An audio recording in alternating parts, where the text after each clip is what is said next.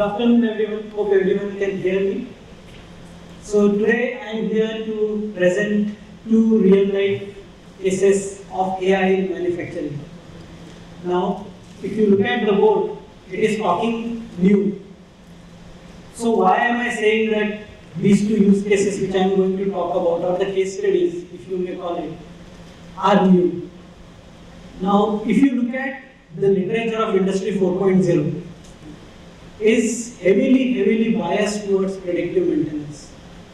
Whenever we talk about Industry 4.0, 99% of the time we will end up talking predictive maintenance. But is that the only goal of Industry 4.0?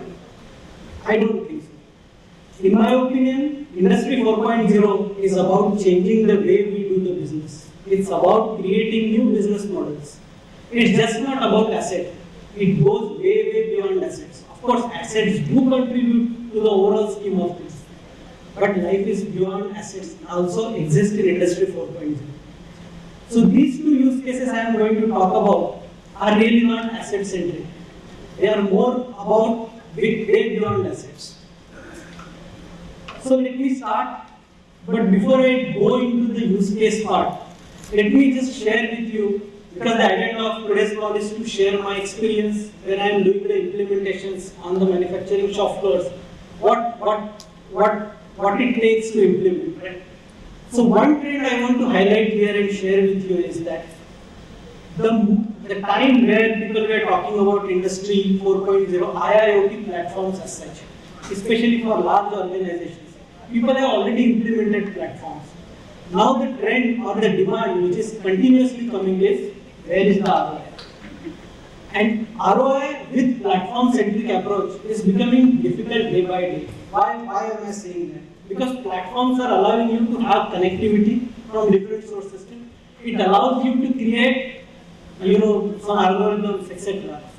But not every organization is equipped to really have that kind of power to do it. And not every organization will have strength or capability to achieve that kind of excellence. So the trend what we are seeing here is more towards platform-independent apps which are specifically solving a particular problem and doing it very well. Now platform can be anything, but goal is solve a particular problem. So I'm going to talk about the first problem. Now again, as I was mentioning, this is beyond assets. Now let's look at this person, whom all of you are aware of, all manufacturing people, executives who are here. There is a guy called as planner in your organization. Imagine his life on a day-to-day basis. The poor fellow has to cope up with fluctuating demands continuously. Today you want red color car, tomorrow market is looking for blue color car. That is continuously changing. Plus, management has given him the goal that work in progress inventory has to be as low as possible.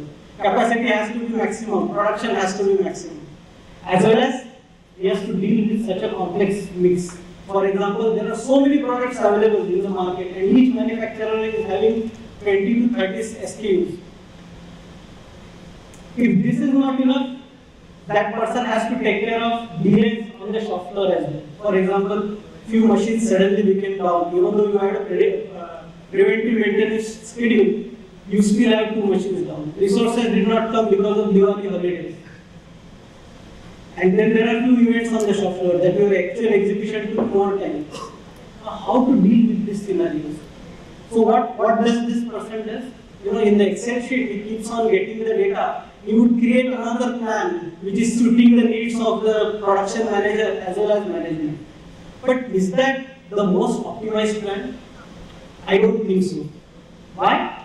Because we know these scenarios that capacity is unutilized. Even though we have far more capability, we are not able to produce at that level. Our output is on the lower side. Cycle times are high and WIP is. Now how do we solve this problem? That you have to have the maximum output done, and these are the constraints. So the approach which we have taken to solve this particular problem, this particular use case was for a European company. It was a pharma company, but this is applicable to all discrete as well as process. So if you look at it, you will have demand information, MRP, in some cases APS if it is available, you will have that data. Plus from downstream, you have the real-time information coming in. What is needed is a mechanism in between, which is continuously getting this data and generating new schedules every 4 or 5 minutes, which is responding to the event. Now it is not necessary that you have to generate it every 4 to 5 minutes, but what I am trying to say is a quick generation of schedule. And a schedule which is not only taking into account all constraints, it is also taking into account the strategic goals, such as WIP reduction, etc. And this is where AI comes into picture. If some of you are, the tech people here, basically this is where the real application of reinforcement learning is there in the manufacturing world. And because this particular program would be continuously getting the data from the shop floor, from various platforms or from devices, as well as it will take the input from the MRP. And what it generates is just phenomenal. So we as company have an app which essentially makes this thing completely configurable and very easy to deploy. So the first and foremost thing we do is a GUI-based complete process mapping, because your processes keep on changing. That manufacturing is one of the most dynamic industries what we have. So your assets will change, your processes will change, your raw materials will change.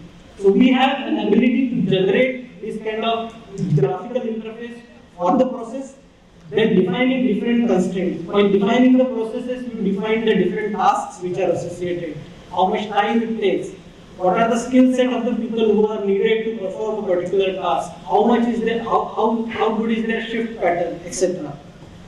Then second part is defining constraints. How many supervisors you want in the room, how many breaks you are allowed to take, what goal you are looking for, is it WIP reduction or is it production maximization?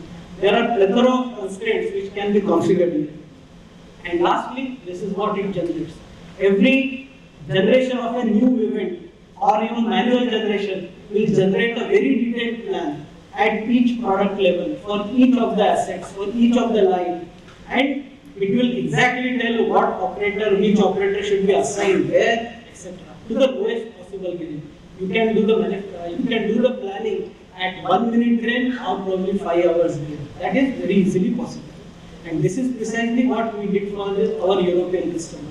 Because it was a pharma company, you all know the name of that company, but I cannot disclose because of the NDA. They have 600 products, and then the plants, each plant roughly produces around 10 to 12 products each. So it becomes very helpful for them to generate it. And the impact we have been able to create is phenomenal.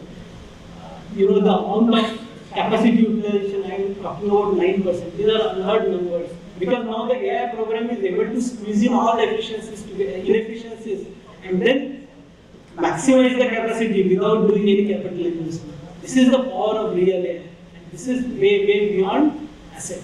It is about process. Now let me jump to the second use case which I want to talk about. Again, this particular use case or case study is also beyond asset. So what we are talking about is fluctuating yields. Isn't this a common scenario, especially people from the pharma world would realize that your R&D batch yield maybe would be around 80-82%. But in reality, you get anything lower than it can go up to 58% as in this particular case. The yield was fluctuating between 58 to 72%. The R&D batch yield was 76. They were nowhere near R&D, and most of the time it would hover around 60 to 62%. And the problem was the process is complex. The batch cycle times are long. Anyway, in chemical or pharma, you would see batch cycle time of around 36 to 40 hours. If it is fermentation, it would go up to 400 hours. Imagine the plight of a person who is assigned to look for improvements, to sift through hundreds of parameters which are changing every hour, every minute, every second for hundreds of hours. And to establish something, he or she has to go through hundreds of batches. This is humanly impossible. And this is precisely AI comes into picture again in the manufacturing world, where it is able to decide or identify a pattern across time.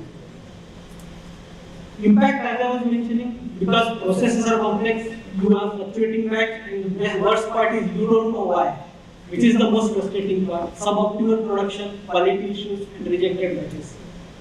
So this is precisely our second app comes into picture, which is specifically looking at a particular process, identifying a pattern which causes a good output or identifies a pattern which produces bad output. Once this identification is done, this app identifies which parameters fluctuate the most when you get a bad batch or when you get a bad output. And this is where, again, as I was mentioning, the first step is configuring the process. So configure the process, make changes, whatever we want, and then the application will start telling you where the issue is, which parameters are varying the most when you get a bad batch. This is another example of how does a good and bad batch look like. So we encompass this under an app called as Golden Production Tool. Again, significant improvement without making any capital investment, without doing any sensorization, with the existing data coming from DCS system, getting the data from SAP or ERP systems and other lab management systems or through Excel, we have been able to achieve significant improvement without making much capital investment. And this is what we as a company do. So the name of the company I represent is Neewee. We are a Bangalore-based data analytics company. My name is Suyog. I am one of the co-founders. So we have total 4 apps which are specifically designed for the manufacturing world, and 2 of them I talked about. The last one, what you see, predictive quality, is a replica of Golden Production Run but applicable for the discrete world. And the production performance monitoring is just an enabler app. It actually gets the data at one place. We have been trusted by various global names. You can see, I don't have to repeat it, but these are the people who have decided to look beyond assets. They are looking for process improvements, and this is where AI perfectly fits into it. Thank you for the opportunity given, and I look forward to interact with you.